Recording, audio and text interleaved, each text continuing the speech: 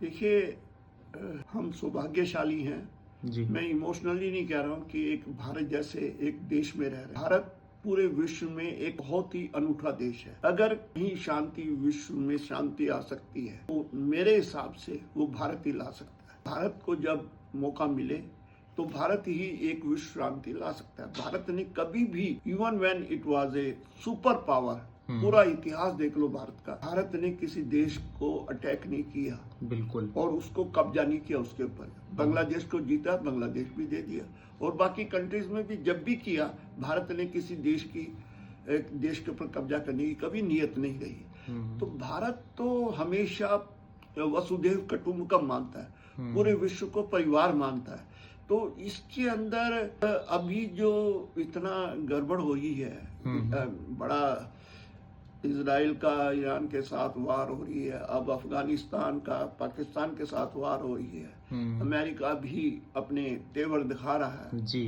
तो मुझे ऐसा लग रहा है कि ये है तो गड़बड़ मामला, और इससे बड़ा टेंशन है।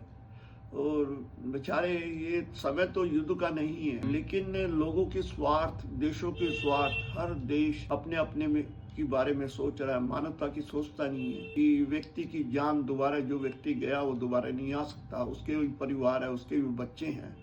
और युद्ध के अंदर सिचुएशन बिल्कुल अलग होती है। कोई आदमी अपने आप को मारना नहीं चाहता, अपने उसको भी, हर एक को अपना परिवार प्यारा है, अपनी जान प्यारी है। लेकिन युद्ध में वो एक चिंगारी जैसे होती है ना, एक चिंगारी लगी और फिर उसका एक्शन, फिर उसका रिएक्शन, फिर उसका एक्शन, फिर उसका रिएक्शन, फिर उसका एक्शन, और इस तरह से बात, चिंगारी बढ़ती रहती है। तो ये जो ना चाहते हुए भी बात बहुत बढ़ जाती है जी।